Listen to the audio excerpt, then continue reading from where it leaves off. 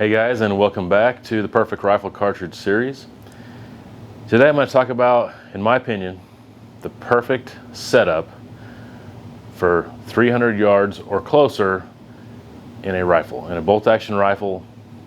So let's talk about it today.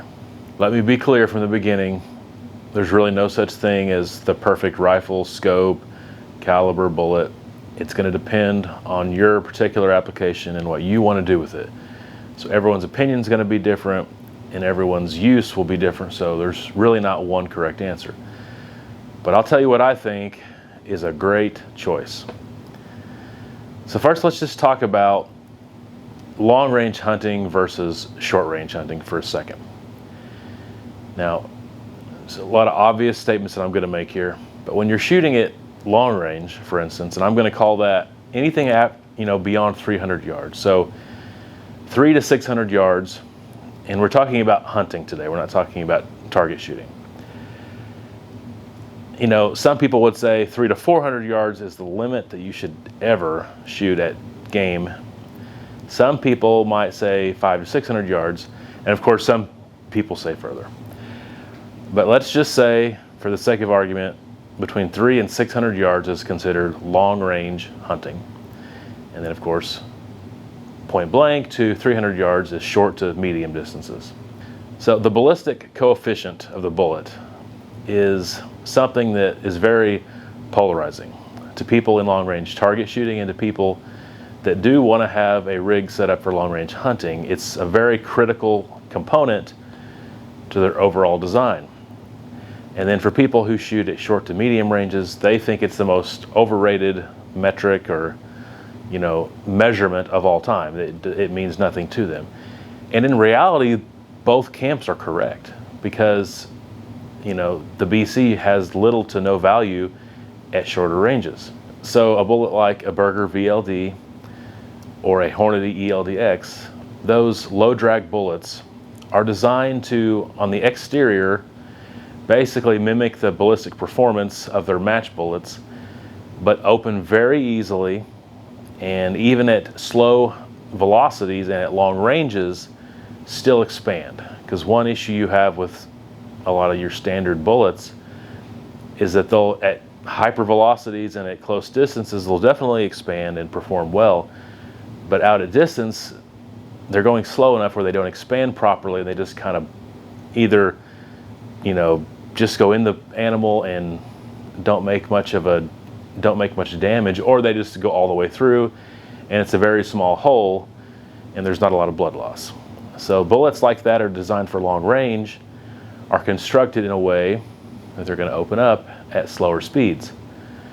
And they also have a high BC because the aerodynamics of the bullet shape and bullet weight is what are the characteristics that give you ballistic coefficient. And that does have some merit and some value to long-range hunting.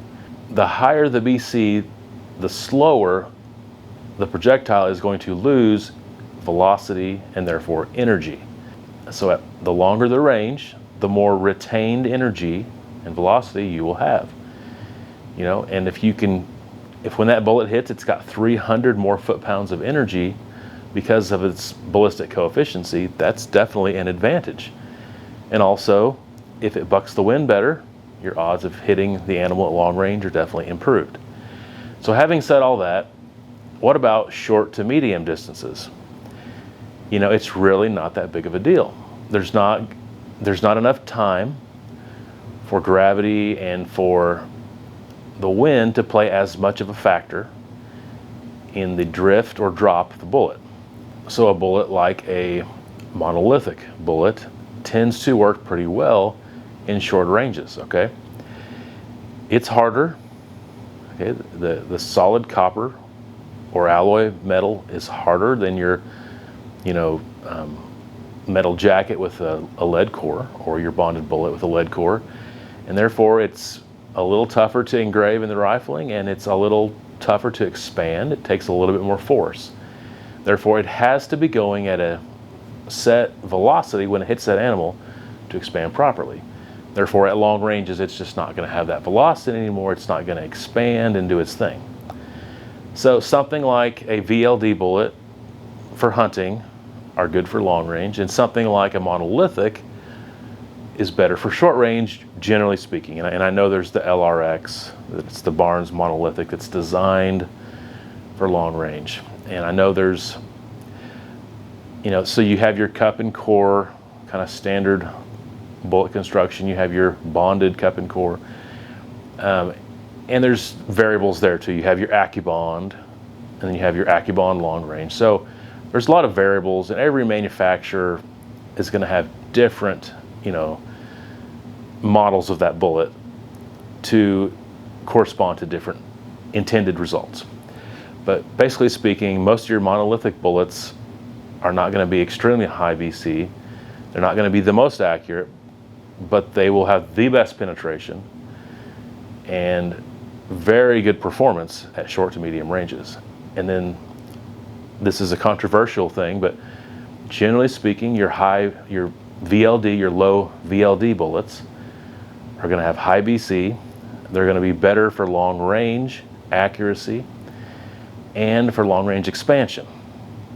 And then some manufacturers claim that at short range they'll work just as good, but they're going to kind of blow up. They're going to go in about 2 inches and they're just going to kind of blow up. And some people say that's good, some people say that's bad. Generally speaking, as a rule of thumb, I would say that's not the intended result. So if I knew my shots were going to be close, I don't want a bullet to pierce the pelt or the hide, go in a couple inches and blow up. Could that kill the animal? Absolutely. There's many videos I've watched where those bullets penetrated, blew up inside, and the game animal just, the big game animal just dropped in its tracks, but it probably blew up a lot of meat too. But can it drop animals? Absolutely. When I think of a bullet at close range that goes in and just blows up, it's more of a varmint type bullet that's intended to just eradicate, and preferably not have an exit wound. Pierce the pelt once, but not twice, if you're saving the pelt. So, generally speaking, that's the difference in bullets and at short and long ranges. So you kind of have to start there. So the best bullet, in my opinion, is a monolithic bullet for short to medium ranges. So in my perfect setup for short to medium ranges, less than 300 yards, I'm going to go with a monolithic bullet. Every manufacturer has one. The most famous and kind of OG is the Barnes. You have your Barnes X, TSX, TTSX, LRX. Hornady has their GMX, and now they have a new one. It's the CX, I think. Nosler has the E-tip, and basically every manufacturer has a monolithic bullet. But I would say a monolithic bullet is perfect. Now, the thing about monolithic bullets, once again, not designed for long range, in my opinion, with some exceptions, not designed to expand at slower speeds. So a lot of times you will notice when someone is looking at a certain weight bullet for a certain caliber, if it's just a standard cup and core, it's at a certain weight level. If it's a VLD for long range, it's usually a heavier weight. But if it's a monolithic bullet, it's usually a little lower than that standard. So for instance, 30 caliber, a very common 30 caliber, say in a 30-06 or a 308, it's 150 grain cup and core bullet. I've used the Sierra Game King boat tails many times with quite a bit of success. If you wanted to shoot long range with that same 30-06, for instance, or 308, you'd probably want to go up to maybe 165, 180, or even 200 grain bullet to get a higher VC bullet. But let's say you're shooting at short range, and you want to make sure that your bullet expands. You probably want a little bit more velocity than what you are normally accustomed to. And therefore, dropping down, say, from 150 to 130 grain bullet is a great idea. So you're going to get, anywhere from 100 to 250 feet per second advantage in dropping down. It would depend on a lot of factors, but potentially, a couple hundred feet per second faster, maybe more, going from that 150 grain bullet down to that 130 grain bullet. Also, that your muzzle velocity is higher, therefore it's going to extend your range a little bit before that bullet slows down enough where it's not going to expand properly in that monolithic bullet. So we've got our bullet, monolithic bullet. We know we're going to go with kind of a lightweight per caliber bullet to get maximum speed. What's next? Well, at this point, I think we would need to talk about the caliber. And my choice would be the 308. Now, there's a million caveats here, and you might be saying, "Oh, I thought you were a big 7mm 08 guy." I am, and that's a better all-around choice. But if you're only shooting at less than 300 yards, I love the 308. Now, could you go much bigger? You could, but that's not what I'm looking for, and I'll get to that later on the other factors here. So you could go more powerful.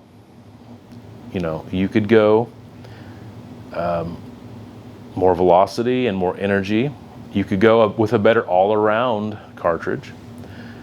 But I'll explain why I like the 308 here in a second.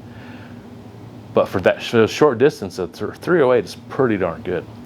So let's just say, got the 308 cartridge. I'm going to shoot, let's just say, a Barnes TTSX bullet. And I'm going to go with a 130 grain bullet, kind of like I alluded to a second ago. That's going to jump my velocity up to 3,000, maybe 3,100 feet per second, which is definitely faster than the 7mm 08 in that same grain bullet. So I'm getting a little bit more speed. BC is lower, but once again, that doesn't matter. The BC means nothing, really, because 300 yards or less. So yeah, going from 130 grain 308 bullet to a 7mm bullet, yeah, there's a drop in BC, doesn't matter. But there's an increase in velocity. So that's a good thing. So 130 grain TTSX going out of that 308. Let's just say if I hand load it, I can probably get to 3,100 feet per second.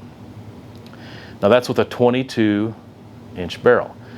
And I want to talk about that. So I've talked about this before. I don't want to go into it too much, but the 308 is a very efficient round. You could definitely go more powerful. You could definitely go more versatile.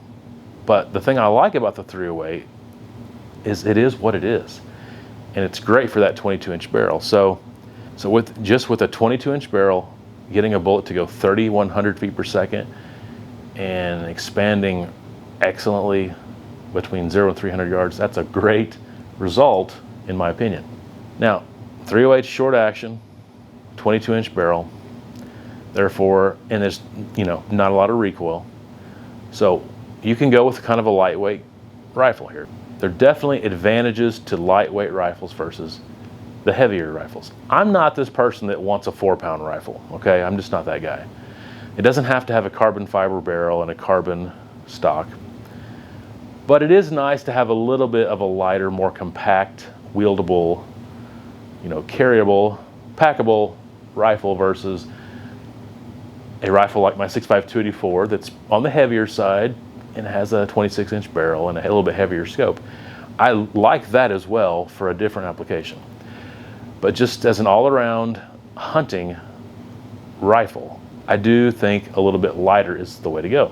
And let me just say that if you did want to change out the stock to a carbon fiber stock, or if you did want to add a suppressor to that 22-inch barrel, you can do that quite easily, and you're not going to suffer. There's not enough recoil on the recoil in the 308 is low enough where if you did drop down to a carbon fiber stock, it's not going to be to a point where you're thinking, oh no, it's going to kick so hard. And already starting with that 22-inch barrel, it does give you the option. I'm not, at this point in my life, not a big suppressor guy or a muzzle brake guy, but it gives you options. If you start out with a 26-inch barrel and then you add a 5 or 6-inch suppressor, man, that's a long stick. So it does give you options there. So what rifle would I go with? Well, so once again, keep this in mind, it's short range. Now, Any rifle can be accurate at long ranges. Some come out of the factory like that, but you can pillar bed it, you can glass bed it, you can make sure that it has a free floated barrel, you can change the trigger, make sure you've got good glass on top. You can do things to increase the accuracy of that rifle. Of course, load development is the biggest thing. Finding that perfect node, that perfect powder charge, and playing around with different components, you can figure it out. So any rifle has the potential of being very accurate. I'm more concerned with reliability, okay? Because extreme accuracy is not really necessary with a .308 at, say, a 100-yard shot. It's just not necessary. Even a 250-yard shot, I definitely need to have an accurate gun. But I'm not looking for extreme accuracy. I want reliability. And my personal old school favorite is the controlled round feed Model 70. I love the Model 70. I love the controlled round feed. I love the 3-position safety. I love the new trigger on the Model 70s. So I would definitely go with a Model 70, and it gives me just a little bit more confidence knowing that it has that controlled round feed, that if I have a very close-up shot and I need to have a quick follow-up shot in the woods, that it's going to be easier to cycle that bolt. The only thing better than that would be maybe a lever action, but then your distance is limited, and this is short to medium range. So I would consider 200 to 300 yards medium range. So I don't want to go with a lever action, but I'm going to say bolt action, Model 70. So you might say, well, what kind do you want? Do you want the super grade? Do you want the featherlight? You want just the standard sporter? Well, so let me say a very controversial thing here, and I know I'm probably going to get some hate on this. I love the looks of wood a million times better, but I do prefer a good synthetic stock, a good quality one, and I do prefer stainless steel over blued. I just like the durability of it, how rugged it is. It's just going to last longer. So if you gave me my perfect rifle and you said, what do you want it to be? I'm almost always going to go with like a stainless steel. These new coatings that are on the barrel are awesome too, and that would work. I don't prefer those ones that look like a rusty orange look. I do not like those. I prefer stainless steel. I just like knowing that the inside of the barrel is stainless and the outside of the barrel is stainless. I also like it when the action is stainless, just every metal part on there is stainless. I just love that. Because you want to take this gun out and you want to beat it up, not intentionally, but it's going to get rained on, it's going to get dirt and mud on it, and you're going to take it home and clean it, of course, but it just adds that extra layer of protection, extra layer of resistance to corrosion and rust. And then anytime I have a nice rifle that I think is beautiful with a wood stock, I'm so scared I'm going to scratch it. And I know there's things you can do to fix that, but if you show me, if you say which rifle looks better, I'm always going to pick a nice wood stock rifle. But which is more practical? In my opinion, a synthetic stock is. But I'm not talking about a cheap synthetic stock. So the Model 70s have a Bell & Carlson stock, and it's pretty nice. It has a nice recoil pad. It's free floated and all that. Even if I'm shooting off of a ladder stand or a tripod, or even if I'm at the bench or anything, just putting that stock on something and resting it on it, there's always the potential you're going to scratch it or something. I just prefer that type of a gun. Well, what type of base and rings would I get? So, generally speaking, I like just steel rings. I just feel like they're the most rigid, they're the most secure, but I'm kind of going for an overall lightweight package here. And I know Tally makes some fantastic aluminum rings that it's a two-piece design, but the base and the ring for each of the two pieces are one, milled piece of aluminum. And I think that's a great set of rings. And then on the scope, kind of like the gun, my biggest thing is it to last. I want to buy a scope that I'm never going to have to replace, that it's going to last me the rest of my life, and I can pass it down to someone else. And so the first thing I would think of is warranty. What companies offer a lifetime warranty where they're not going to fight you on, they're just going to exchange it or fix it for you? I know that Leupold, Burris, and Vortex, I think the new Arkin scopes, and I'm sure there's other ones too, that have a complete lifetime scope warranty.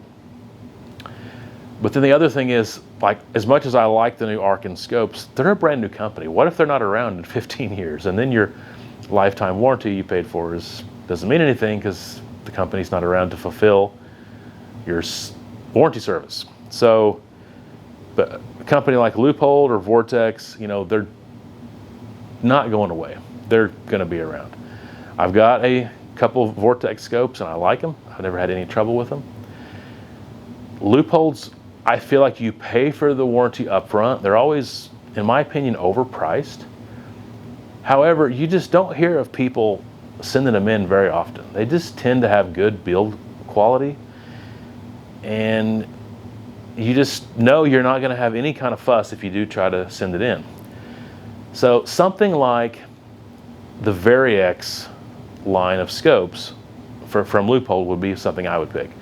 One, they're good quality, but also they're kind of lightweight. They're not specifically made to be a lightweight scope, but they're on the lightweight side. They're not extremely heavy.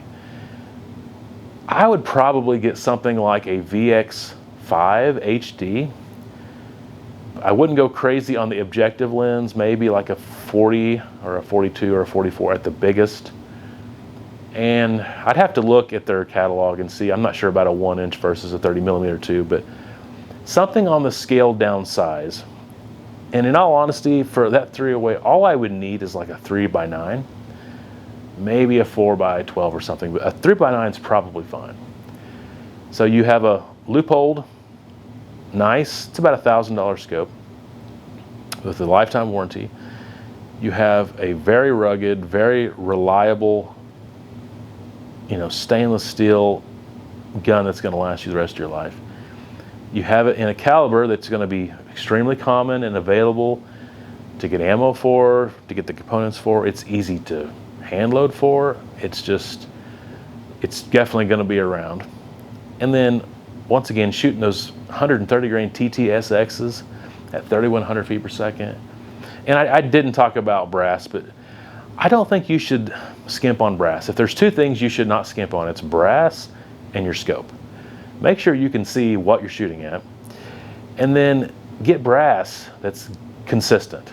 The big thing about brass is the consistency. You can get cheap brass, and then if you weigh every one of those brass, they can be so different in the weight of them. So get like a Lapua, Norma, or just a really good quality brass. So that is my answer to what I think the most perfect scope, rifle, cartridge, bullet rig would be for under 300 yards when it comes to hunting. This is just for me. I'm sure you have a totally different opinion, and that's A-okay. I'd love to hear what yours is. If you had the exact same task to build this rig and to, hand load your load for it, what would you pick? What would your caliber be? What gun would you pick? What scope would you pick? What bullet would you pick? I would love to know. If you like this video, please like, comment, and subscribe. That helps out a tremendous amount. I'm currently at 387 subscribers. I would love to get to 1,000. That's my goal. We'll get to 1,000 subscribers. Hope you have a great day, and until next time, take care.